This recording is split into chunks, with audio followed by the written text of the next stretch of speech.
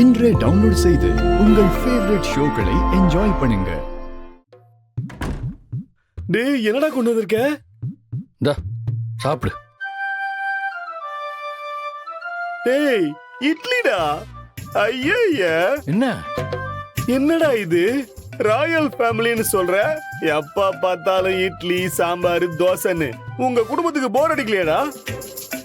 இந்த பறக்கிறது ஓடுறது நீந்துறதுன்னு நிறைய இருக்கடா. அதெல்லாம் உங்க வீட்ல சமைக்கவே மாட்டீங்களா? அப்படியா? ச்சே. சரி குடு. வேணா விடு. டேய் டேய் குடுறா. அப்படிலாம் சொல்லாதடா. பயங்கர பசியில இருக்கேன். நான் இதையே சாப்பிட்டுறேன். அப்ப பொத்திக்கிட்டு தின்னு.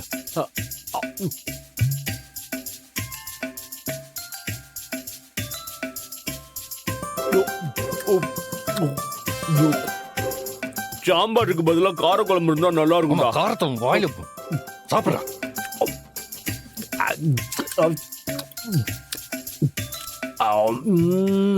டேய் டீசெண்டா சாப்பிடுறா.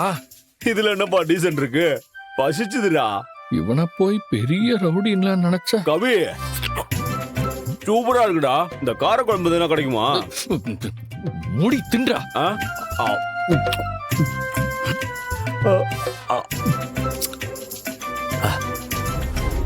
டேய் என்னடா இது?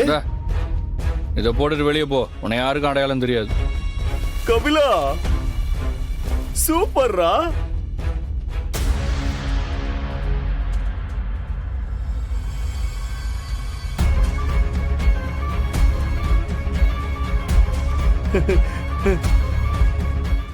நாளையோட இந்த நரகத்துல இருந்து எனக்கு விடுதலை கிடைக்க போகுதுடா.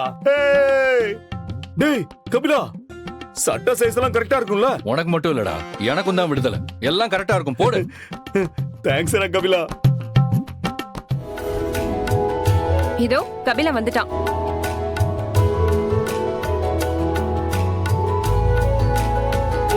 அக்கா போலாம்க்கா. கபிலா, நான் வளர்த்த பையன், நீ இப்படி பண்ணுவேன்னு கொஞ்சம் கூட நான் எதிர்பார்க்கவே இல்லை.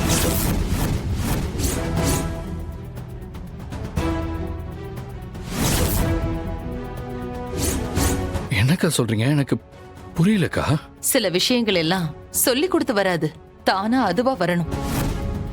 ஐயோ எதையோ கண்டுபிடிச்சிட்டாங்க போலயே. என்ன பண்றது? உன் வாழ்க்கையில இப்போ ஒரு நல்லது நடக்க போகுது. அதுக்கு போறதுக்கு முன்னாடி பெரியவங்க கிட்ட ஆசீர்வாதம் வாங்கணும்னு தெரியாத உனக்கு? என்னடா பாக்குற? அப்பா அம்மா கால்ல விழுந்து ஆசீர்வாதம் வாங்க. ஆமால, சாரிக்கா, நான் மறந்துட்டேன். ஆமா, ஆசீர்வாதம் வாங்க. இப்படி வாமா. ஆசீர்வாதம் பண்ணுங்கம்மா. நீண்ட ஆயுளோட சந்தோஷமா இருக்கணும் கண்ணு. நல்லா இரு. டேய், வாழ்க்கை எல்லாருக்கும் தன்னை திருத்திக்க ஏதாவது ஒரு வழியில ரெண்டாவது சான்ஸ் கொடுக்கும். இதுக்கப்புறமாவது நல்லபடியா இருக்க பாரு. காலேஜில் இருந்த மாதிரி இல்லாம கொஞ்சம் பொறுப்போட செங்கோட்டுவேலர் வாரிசா நடந்துக்க பாரு. ஏன்னா நம்மளால ஈஸியா பணத்தை சம்பாதிக்க முடியும், ஆனா பேரை சம்பாதிக்கிறது கஷ்டம். நீ அப்படி பேர் கூட சம்பாதிக்க வேண்டாம். ஏற்கனவே இருக்கிற பேரை கெடுக்காம இருந்தா போதும். சரிப்பா. அதெல்லாம் இதுக்கப்புறம் என் தம்பி கரெக்டா தான் இருப்பான். பாத்தியாடா, என்னதான் நாங்க உனக்கு அப்பா அம்மாவா இருந்தாலும் உன் அக்காவுக்கு தான் உன் வாழ்க்கையில அக்கறை அதிகம். என்ன, அதனால அவ காலில் விழுந்து ஆசீர்வாதம் வாங்கிக்க. சரிப்பா.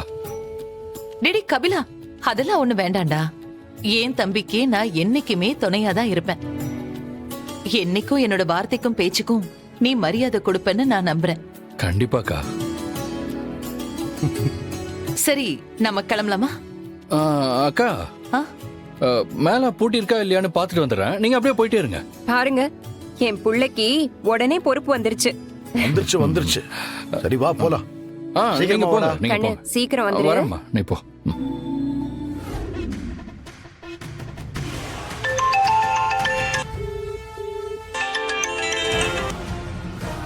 சொல்லுங்க சார். ஜான், நேடி பேசுறேன். சொல்லுங்க மேடம். எல்லாரும் எப்ப கிளம்புனாங்க? மேடம், ஒரு 5 மினிட்ஸ் ஆகுது. நம்ம டீம் எல்லாரும் அலர்ட்டா இருக்கீங்களா? Yes madam.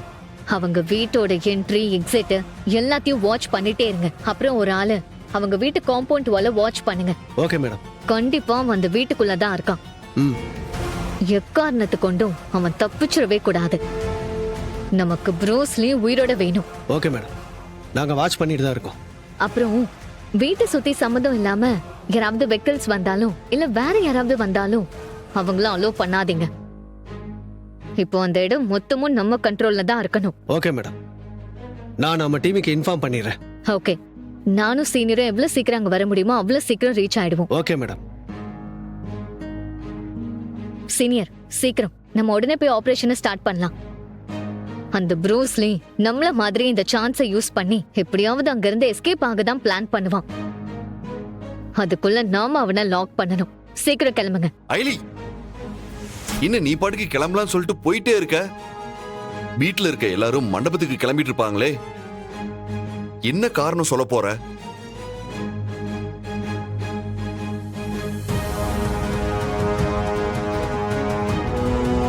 பத்து பத்து பத்து பத்து ப்ளீஸ் பத்து பத்து என் செல்லும்ல.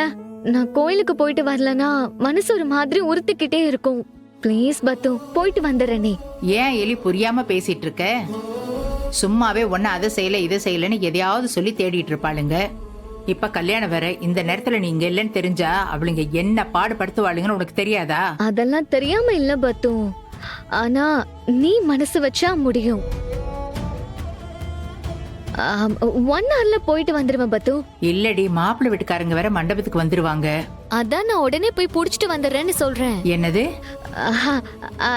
இல்ல பத்து, மாப்பிள்ளை வீட்டுக்காரங்க வர்றதுக்குள்ள நான் போயிட்டு வந்துருவேன்னு சொல்றேன். ஓ,